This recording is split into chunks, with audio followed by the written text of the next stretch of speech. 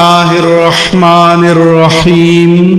یوسف علیہ السلام جب جیل سے خواب کی تعبیر کے علم کی وجہ سے چھوٹنے کا موقع آیا، ان سے کہا گیا کہ دربار سے بلاوا آیا ہے کہ آپ آ جائیے، کیونکہ بادشاہ نے خواب دیکھا تھا، اس خواب کی کوئی تعبیر بتانے والا نہ تھا۔ یوسف علیہ السلام نے بتائی تو اس نے کہا کہ ان کو بلا لو۔ کہاں تھے؟ جیل میں۔ تو کیا انہوں نے یہ پیغام دیا تھا کہ NRO جاری کر دو، NRO جاری کر دو تاکہ میں چھوٹ جاؤں؟ نہیں، فرمایا کہ نہیں، پہلے مجھ پر جو چارج لگا تھا، مجھ پر جو الزام لگا تھا، اس کا فیصلہ کرو۔ اگر میں مسٹر کلین ہوں گا، اگر کردار پاک ہوگا، طیب ہوگا، طاہر ہوگا، عدالت تسلیم کرے گی تو پھر آؤں گا۔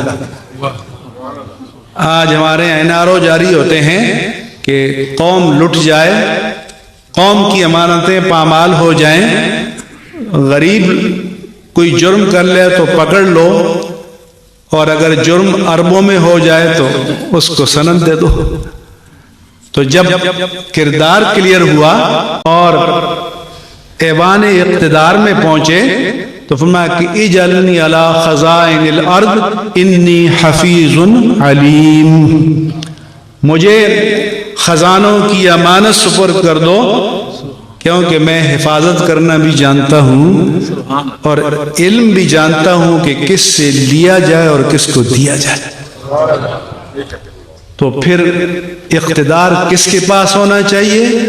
قوی کے پاس ہونا چاہیے، امین کے پاس ہونا چاہیے، حفیظ کے پاس ہونا چاہیے، علیم کے پاس ہونا چاہیے۔ اور آج قوم بے آبرو کیوں ہے؟ روزانہ وہاں سے ڈانٹ کیوں ملتی ہے امریکہ سے؟ کہ ہم پر جو حاکم ہیں وہ قوی نہیں ہے۔ کیونکہ قرآن میں اللہ نے فرمایا کہ مجھ سے ڈرو، لوگوں سے نہ ڈرو۔ تو جس کے دل میں اللہ کا خوف بیٹھ جائے، اس کے دل میں مخلوق کے خوف کے لیے جگہ نہیں ہوتی، اور جس کے دل میں اللہ کے خوف کے لیے جگہ نہ ہو تو پھر وہ مخلوق سے کپ کپاتا رہتا ہے، لرزتا رہتا ہے۔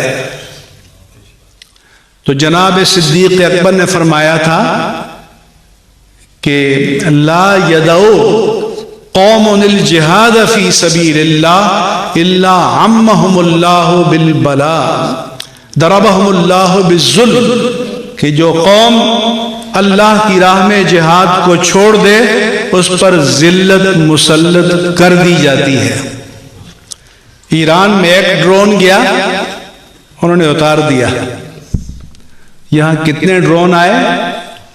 پارلیمنٹ قراردادیں پاس کر رہی ہے اور پھر ردی کی ٹوکری میں۔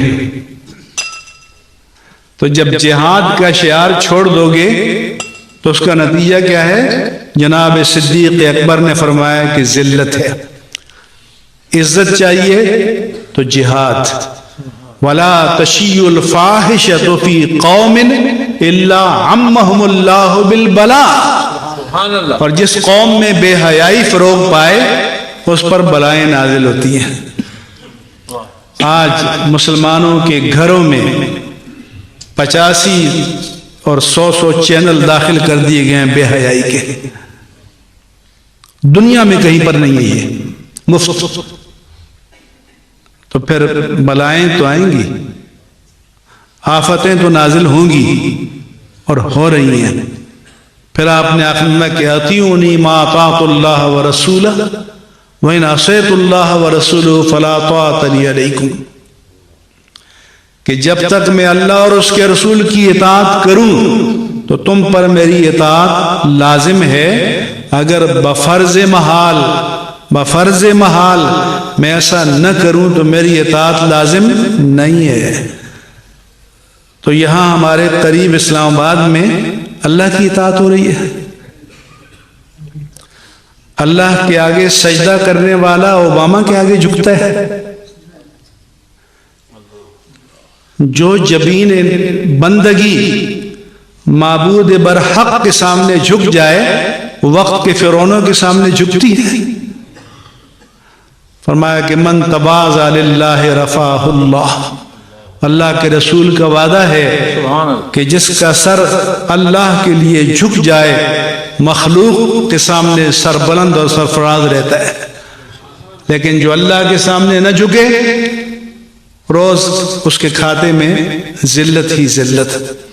تو یہ عرض کر رہا تھا کہ اس کی ضرورت کیوں ہے کہ جناب صدیق اکبر رضی اللہ تعالی عنہ نے یہ پہلا فیصلہ کیا کہ ختم نبوت کا منکر مرتد ہے اور واجب القتل ہے، اور ریاست کی سطح پر یہ رسالت کے عہد مبارک کے بعد، آپ کے وصال فرمانے کے بعد، آپ کے پردہ فرمانے کے بعد یہ پہلا ججمنٹ، پہلی قضا، پہلا فتویٰ، اور یہ جناب صدیق اکبر کی کرامت کہ پھر اس کے تقریباً 1400 سال بعد کم و بیش اگر ریاست کی سطح پر یہ اعزاز ملا تو علامہ شاہ احمد نورانی صدیقی کو ملا جو ان کی اولاد میں سے تھے، صدیقی خون ہے۔ اور یہ اہل سنت کو معلوم ہونا چاہیے کہ جو عالمی مجلس تحفظ ختم نبوت چلا رہے ہیں اور جنہوں نے کتاب لکھی ہے، کاروائی تباہ کی ہے، اس میں لکھا ہے کہ مفتی محمود نے پیش کی۔ یاد رکھنا کہ قرارداد کے محرک، قرارداد پیش کرنے والا ایک اور صرف ایک شخص تھا، اور اس کا نام تھا علامہ شاہ احمد نورانی صدیقی۔ یاد رکھنا، باقی سارے سیکنڈر تھے، باقی مجوز تھے، باقی مؤید تھے، تائید کرنے والے تھے۔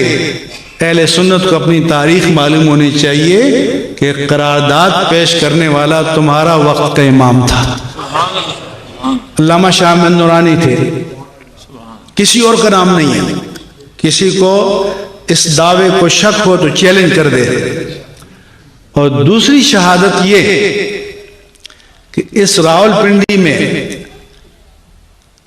دیوبندی مکتبہ فکر کے 2 خطیب تھے، ایک غلام غوث ہزاروی صاحب اور ایک عبد الحکیم صاحب، دونوں MNA تھے اور JUI کے ٹکٹ پر تھے، مگر اس وقت پیپلز پارٹی کو پیارے ہو چکے تھے، اس لیے ان کے دستخط تائید میں بھی نہیں ہے، اور دنیا دار MNAs کے دستخط ہیں 70 کے قریب، مگر غلام غوث ہزاروی صاحب کا دستخط تائید میں بھی نہیں ہے، اور عبد الحکیم صاحب کا دستخط تائید میں بھی نہیں ہے۔ یہ آپ ریکارڈ ہے، تاریخ ہے، آپ چیلنج کر سکتے ہیں۔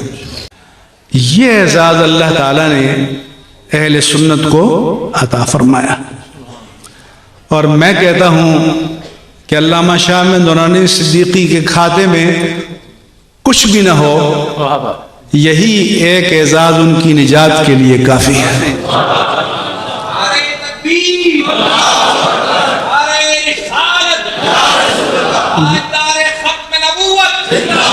یہ اعزاز صدیوں میں کسی کو نہیں ملا، یاد رکھنا۔